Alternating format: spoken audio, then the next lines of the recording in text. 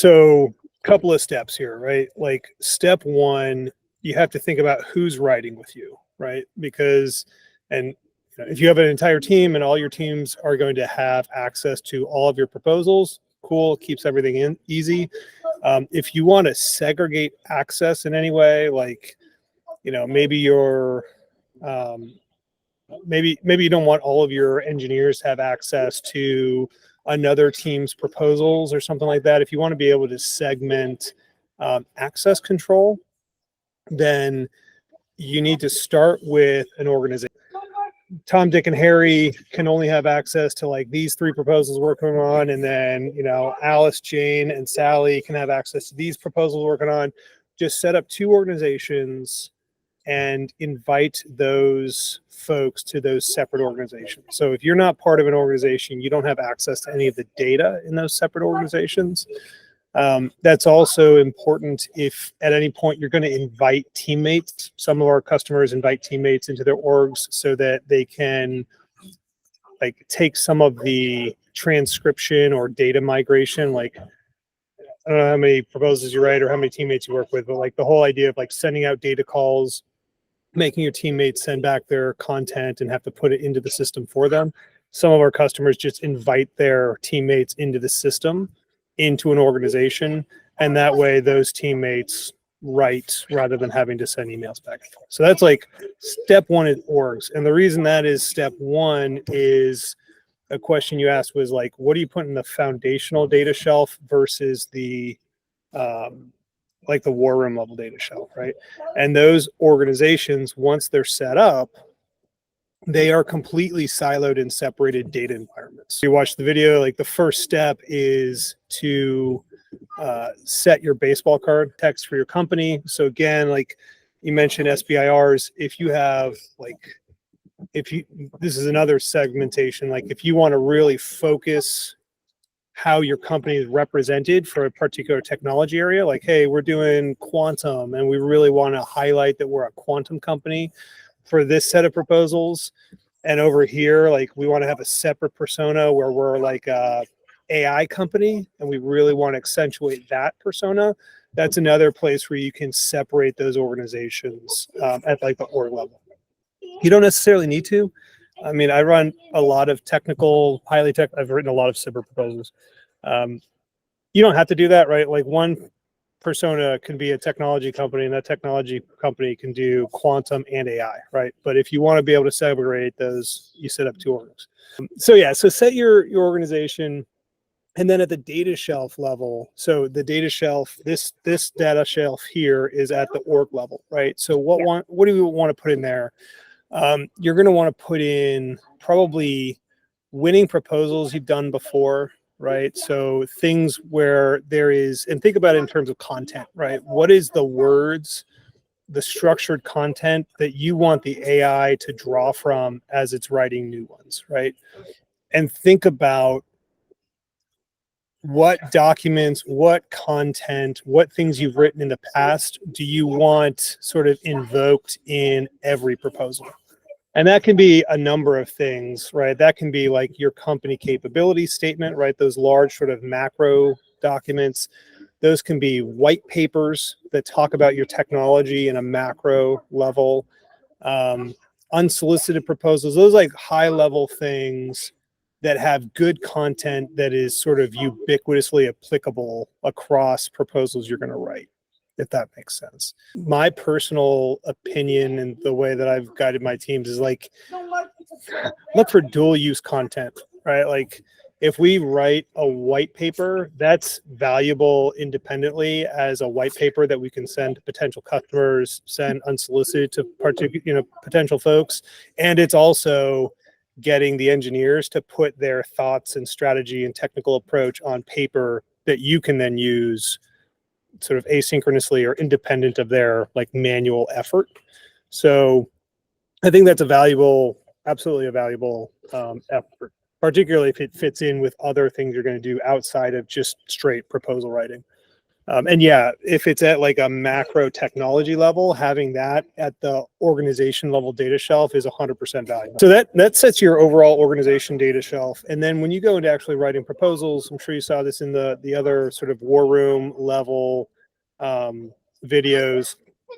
If you're the bid manager, right, you're kind of the cat herder, if you will, for the different proposal efforts. What I would do, right now we're in the midst of a SBIR branch, right? There's hundreds some proposal or solicitations out there on DSIP. Whatever your process is for down selecting which ones you're going to go after, I would, if I were you, create the war rooms, right? So one war room for each proposal. And then each war room tailor to each proposal. It does two things. That enables you to, and I think I have a video on like how to write a SBIR well with Rogue. It enables you to like put all the reference documents into, actually, do I have a new, I think I have a SBIR in here.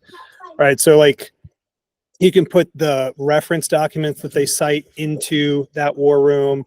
You can, if you have any, like if you've done any engagements with the TPOC and have any notes on that, right? If you did any sort of pre-work intelligence with the TPOC, you can load those notes in here so that your focused sort of intel is in the war room for the AI to use.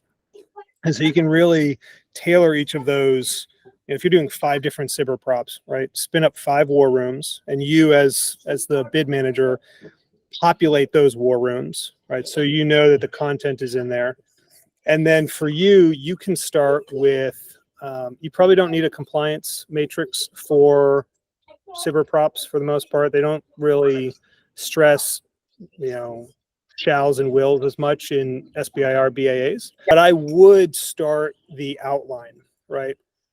And you can do that either manually in here, or you can just use one of our outlines off the shelf. So let's see. All right, so you can pull, if you haven't pulled one in yet, you can, I can show you how to do that, but you can just pull one of our outlines off the shelf. And then you as the bid manager, if you want to tailor that proposal outline, you can do that directly.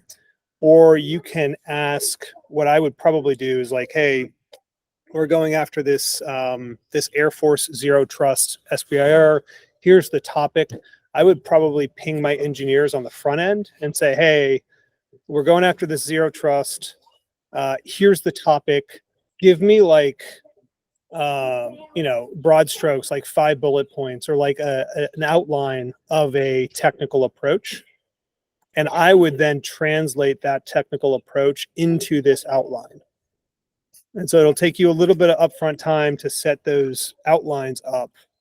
But then when you go in to do your first generation, you can go from their sort of very light nascent notes on, hey, this is how we would do Zero Trust for this time, whatever, blockchain, and we'd use, bring your own device and all those things, right? And then the AI will take that content and extrapolate off of it to build out your first draft. And so the first thing, when they see the first thing they need to work on, they're going into a first draft. They're not going into a shell or an outline, right? There's already meat on the bones. And my experience is like engineers are much better at nitpicking and improving things that are already written, right? If you give them the skeleton, they can put the meat on the skeleton, and it goes a lot faster. So once you have that initial draft, right? So we have a draft here. You have a couple of options. What I would probably do is, and depending on how much you're going to be participating in the writing versus just sort of monitoring and managing the writing, what you can do is just come in here and you can take some notes, right? Need Jim to improve this, right? And then you can start assigning those comments to particular people, right? So, okay, well, I'm going to pick an assignee, and I'm going to, put that put that stucky on that person. And that way you're starting to build out your taskings for that proposal also. So if Jack is responsible for writing basically this entire proposal, maybe you can leave comments for like what kind of writing or how much writing you need them to do versus what you're going to do. But at the sort of macro level, when Jack comes in here, right, Jack's got other work to do. He's an engineer, right? He's got a full-time job that is beyond doing SBIRs. You can just say, hey, Jack, go in. There's 5 proposals in there. You've got tasks on 2 of them or 3 of them. And he can very easily come in, find the the topic that you designated to him. He can find and filter for his tasks, right? And he can very quickly go in and edit and do those tasks that you've assigned to him. And that way you can manage the overall effort across all of those proposals, and you can do the task management. You can sort of check their homework, and they don't have to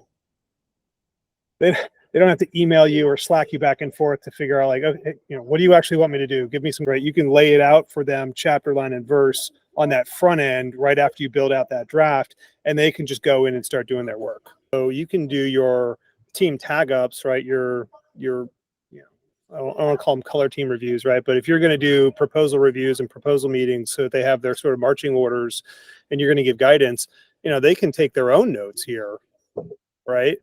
And everybody can take notes just in the document, and you can just track all of your tasks and all your comments and all your notes just in the document. So everyone has the same sheet of music, and you're not tracking those things offline in a separate document that maybe nobody else has access to, right? So throw all that stuff in here so everyone has the same sort of field of view on the effort.